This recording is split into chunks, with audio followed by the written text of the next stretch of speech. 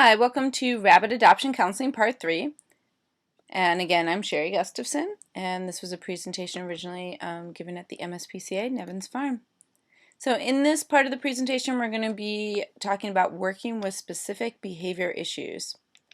First one we're going to talk about is working with shy and fearful rabbits. Really the key with shy and fearful rabbits is to go slow. Make sure you let the rabbit know that you are not a threat.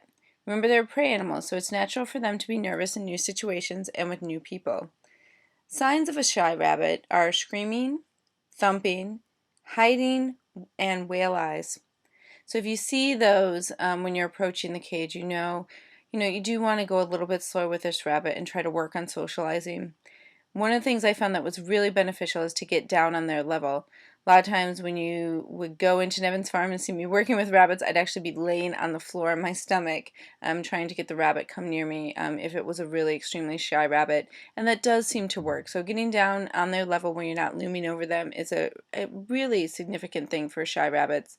Use positive reinforcement training and hand feeding, and in conjunction with clicker training. Those can all have a shy rabbit come around very, very quickly. One of the rabbits that I did work with at the MSPCA was Connie. And with Connie was a large rabbit who, when brought into the shelter, would shake and breathe heavy whenever touched. So she would just sit there panicked. After doing her formal assessment, we thought clicker training was really the way to get her to become more relaxed around people. Her plan began with going slow and getting down on her level in a room environment, so taking her out of the cage and bringing her into a quiet room in the shelter. We would offer her treats by hand, but she really didn't take to them right away. She really was more interested in just attention and pats. We used positive reinforcement through clicker training. Again, since she wouldn't take treats, we used pats and just slow movements or kind words as reinforcers. And we did lots of additional handling with her. Here you'll see one of our old evaluation forms and kind of how Connie's initial evaluation went at the shelter. Basically, for every step of it, for any initial touch, she would breathe heavy, whale eye, she'd be very tense. But on the positive sides, we'd see Connie show some slight curiosity towards us, whether that be just looking in our direction instead of trying to avoid eye contact, or making one little movement towards us. Those were all big positives that we saw in her evaluation. When we started Connie's clicker training, we actually used a clicker training log, which you'll see here. And the reason these are really important is you can track what you're doing with the rabbit, what type of treats work, what don't work, what each trainer was working on for that session, and how long the session was. So here you'll see me and Kelly were really doing most of the training with Connie. And we, would chart how many clicks we used, if she was taking treats, if she wasn't taking treats, if she was letting us touch her or pat her for the evaluation. All of those were taken into consideration. After about only 70 minutes of total training time, and those were broken into 5-minute sessions spread out over a month, Connie was a star on the adoption floor. Basically, the adopter that came in to look at Connie went up to her cage, and what was awesome about her is she was once really shy and cower in the corner shaking.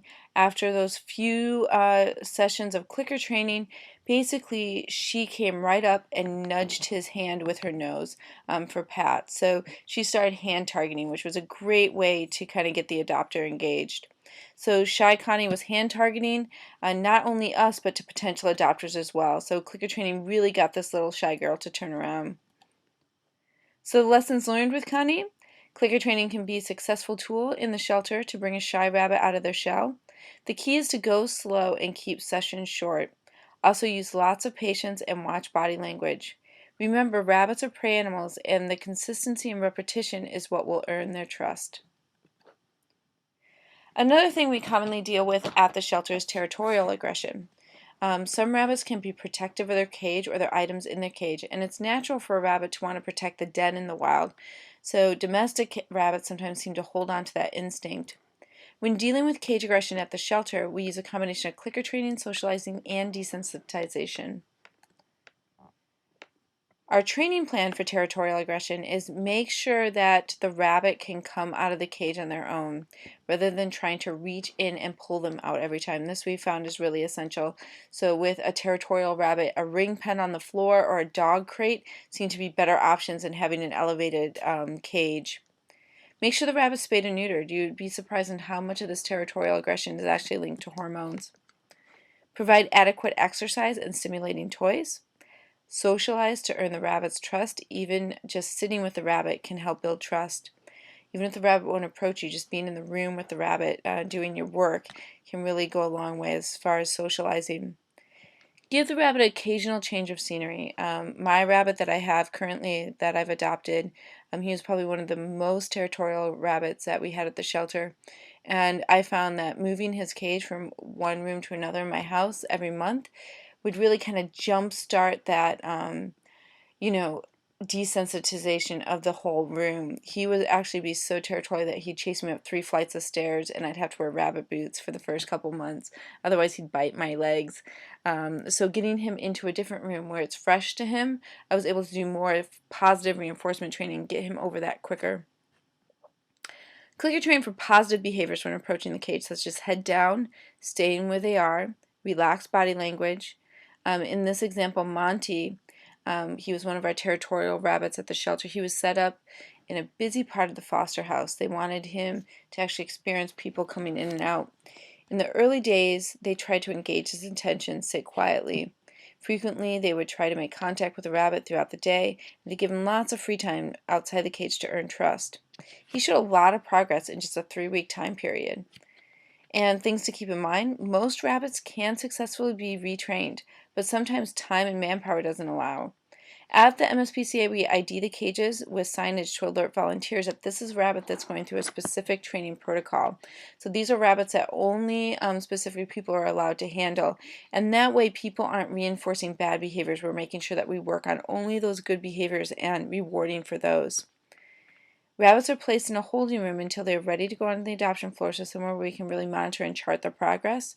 And we work with them daily to desensitize. Another common behavior that you might deal with in the shelter is biting behavior. Really, the key with biting behavior is to determine the reason. So is it hormonal based? Are they not spayed or neutered? Is it fear or attention? A lot of rabbits might nip at the back of your heels. Is it territorial? Are they chasing you out of their cage or out of their territory? And then make a consistent training plan using clicker training, socialization, and frequent handling. A case study for this was Chester. He was an adorable young male Angora. Was returned to the shelter for nippy behavior after being adopted about a month earlier. After the assessment, we found out he was a very forward rabbit, very active, but would rush right up to that front of the cage as soon as you opened the door. He was curious, so he'd come up and look at you, but then when you went to go pet him, he was more standoffish. He initially would show no interest but would explore the room, so we started doing clicker training in the cage. Once he got comfortable enough to take treats from our hand, we made progress really quickly. And we use clicker training for submissive type behavior. So what that means is we use clicker training for soft approaches, for any positive movements towards us, for staying where he was in the cage when we went into the cage. We gave him plenty of exercise, and we actually did a lot of frequent handling with Chester. Redcliffe is another rabbit that we worked with at the shelter. Redcliffe was extremely fearful when he came in. He was a rabbit surrendered to us along with his brother, and they had very young rabbits.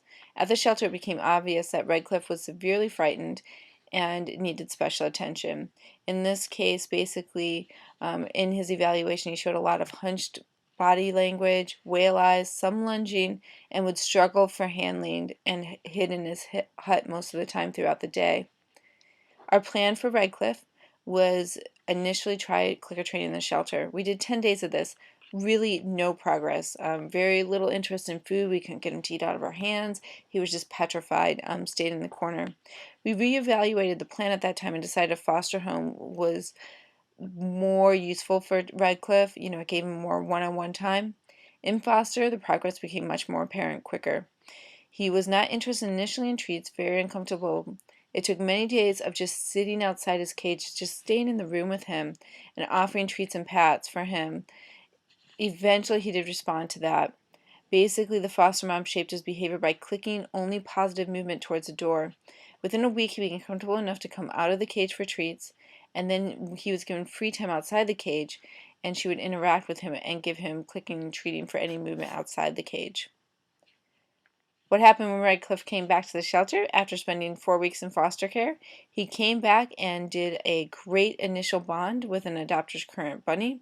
The bond was perfect. Redcliffe was much more relaxed with the buddy and actually went home that day. Of course, rabbit bonding takes time, so they weren't fully bonded on day one.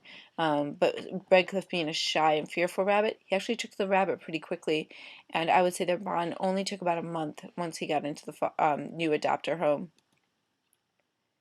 One of the things to remember with any rabbit adoption is it's really important to give continued adoption support. Our job does not stop at the adoption. During and after the adoption process is complete, staff in the SATF provide support, nail trims, and counseling to the rabbits' adopted families. I love that our shelter offered free nail trims, and one of the reasons was because every 4 to 6 weeks, that rabbit would come back in for a nail trim, and we could check on how their progress was. So it was a great way to stay in touch with adopters, really build a relationship with adopters, and in kind of a snowball effect, generate additional income for the shelter, because those were the people who really remembered the shelter and came back and were the donors to the shelter. So in conclusion, the SATF is an essential part of the small animal division at Nevins Farm. Without them, they wouldn't be able to work with many of the rabbits they currently do. Each year they are seeing their adoption rates continuing to improve and working harder to educate the public on proper rabbit care. They are always looking and learning for new ways to enrich the rabbit stay at Nevins and following up with adopters on how our animals are once they get into their homes. So those are all really important aspects. If you have any questions, please don't hesitate to email me, or ask questions on the discussion forum. I'll be happy to answer them. Thank you for watching.